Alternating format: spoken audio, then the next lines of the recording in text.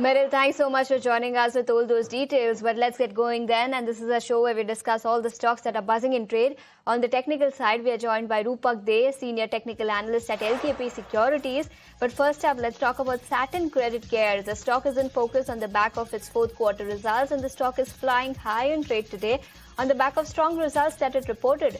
Reported net interest income has seen an uptick of about 19% on a year-on-year basis, and credit cost in the fourth quarter has come in at 2.48% versus 4.23% that the company reported in the previous quarter. Collection efficiency too remains strong at about 99.9% in the fourth quarter, and credit cost for FY26 has declined by 77 basis points to come in at 3.8% versus management's own guidance of 4%. So credit cost has been lower than what the management had guided for. So that continues to remain a positive. So this is the reason, strong set of numbers, is why the stock is up 11% in trade today. All right, let's move on from a high flyer in trade to a stock that isn't doing that great today. That's Eternal. Rupak, you figured out Eternal for us. Tell us what are the levels that you're tracking for Eternal? So I'm finding that Eternal has made a lower top on the daily chart, and it has also fallen below its important moving average. Then it has fallen below rising trend line. So overall chart setup is looking very bearish. Already it failed to reclaim its 200 days moving average. So from short to medium term, the chart is looking very negative, and I expect a meaningful correction from here. Currently, it is trading around 240, and I expect a sub 200 level in the short to medium term. But for a very short term, I would say that the stock might move down towards 230. Whereas on the higher end, 251 would be a resistance till the time it is remaining below 251. The sentiment might continue to favor the peers. Okay, so that's the technical view coming in on Eternal. The stock is sitting with a cut of 2% in trade today, but another counter which is not doing well for itself is JSW Energy. The stock as we speak is down 6.5% on the back of mixed set of results that it reported for the fourth quarter. Revenue has seen an uptick of 41%, but EBITDA has surged, but it has been lower than what the street was working with. And on the profitability front, we have seen a decline of about 9% YOY, and this is a decline even as compared to street expectations. Now, remember, finance costs in the fourth quarter has risen by about 140% on a year-on-year basis. This is due to higher funding for ongoing expansion, and net debt to EBITDA has also risen to about 5.2 times. As far as guidance is concerned, management says that FY27 is expected to be a year of accelerated earnings delivery led by full year contribution from FY26 capacity expansion. They've reiterated their FY30 guidance of 30 gigawatt generation capacity and 40 gigawatt energy storage capacity. But clearly, higher interest costs in the fourth quarter seems to be weighing heavy on the profitability, and that is the reason the stock is declining in trade today. Right, let's move on then to the next counter that is in focus, and that is SBI. Rupak, tell us on SBI, what are you penciling in? You know, SBI is a name that has, from the public sector bank, that has been doing well. But going ahead on the charts, do you see that to continue?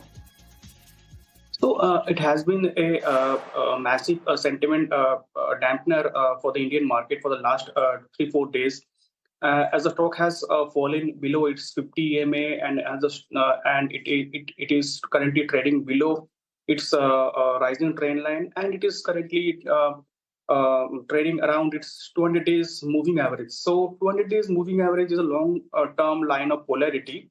If the stock falls below 970, that is below 200 days moving average, then it is likely to embrace a significant correction from the current level. On the lower end, it can correct down by 10-12% below 970, whereas 1030 is going to act as a very crucial resistance.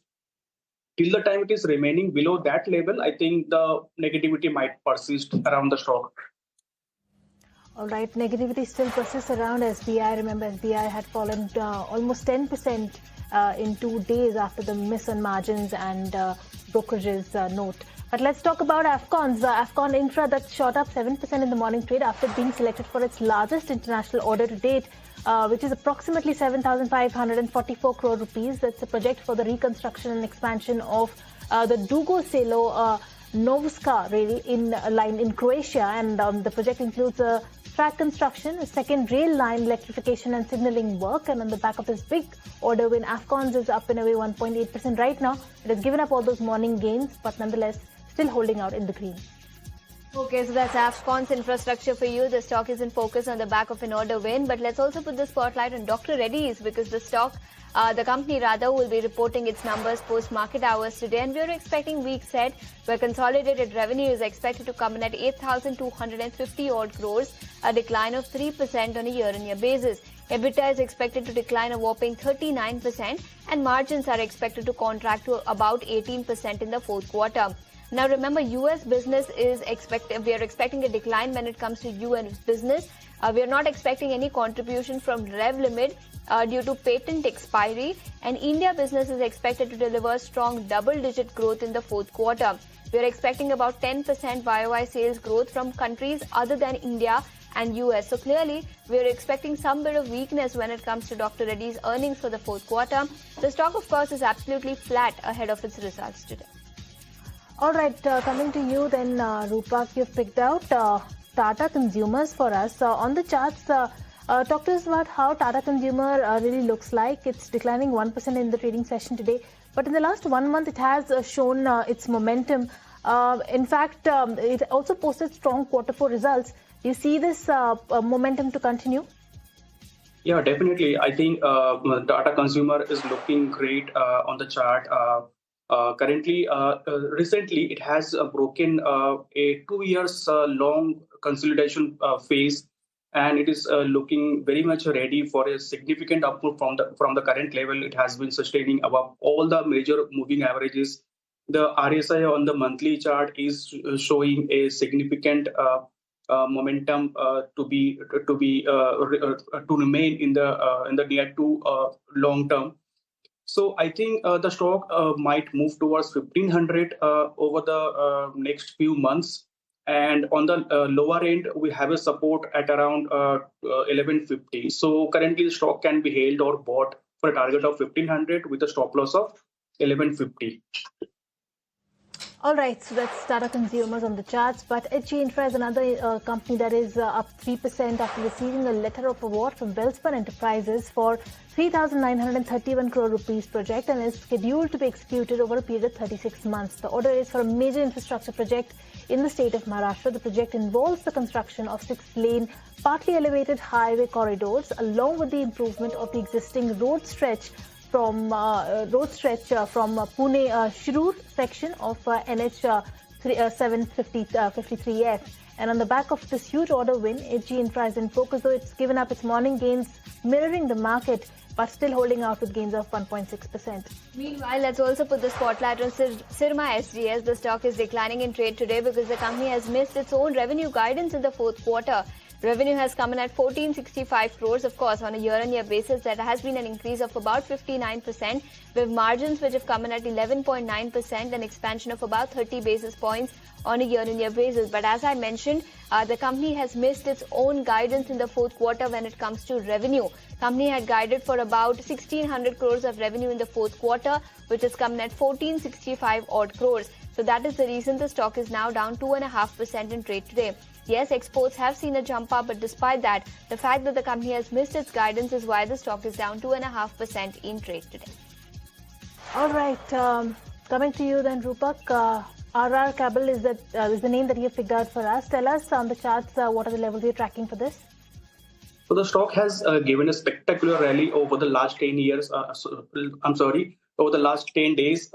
So in last 10 days, the stock has moved up by 40%, but the rally still looks so young. And currently, it has been consolidating around its recent high. And once the consolidation ends, the stock is likely to move towards 2100. So I'm expecting a meaningful rally from the current level. One can buy or hold the stock with a stop loss of 1920. All right, so that's the levels to track there. Let's talk about Vascon Engineering, also another one that's seeing a lot of dropping in the trading session today, down almost 5%. It was sitting at its lower circuit. It's still locked in its lower circuit right now, down 6.4%. The company has reported a weak set of earnings for the March quarter.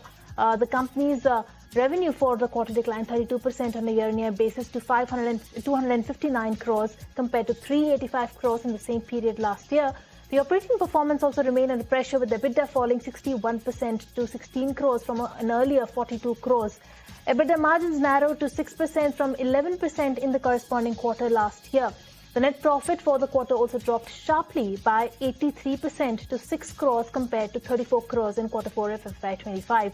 The company said that the year-ago quarter had benefited from an exceptional gain of 75 crore rupees, which supported the profitability. And despite the weak quarterly performance, Vascon Engineering reported a total order book of 2,700 crore rupees, and the external EPC orders that accounted for 2,387 crores of the total order pipeline. So that's how the numbers look like for Vascon Engineering. That's locked in the lower circuit. All right, so those are all the stocks that we were supposed to discuss in this show. Rupak, thank you so much for taking your time out and joining us here and discussing a whole host of stocks in today's trading session. Meanwhile, let's take a look at what the market is doing at this point in time, and we are below the 23,500 mark, 2.8% lower on the Nifty 50 index. So clearly the loss has accelerated over the last few hours rather. In terms of individual stocks, we have to talk about the IT index because we are seeing a lot of action over there. Nifty IT index is the biggest sectoral loser. That index is now down 4% as we speak.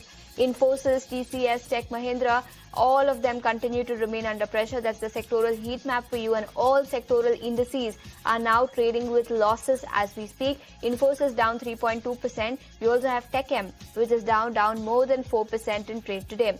On the gaining side, ONGC and Oil India are gaining on the back of royalty cut that has been done by the government on production of oil and gas. So we have ONGC and Oil India, which are gaining in trade in an otherwise weak market. ONGC up more than 5.5%, and Oil India is also gaining more than 8% in trade today.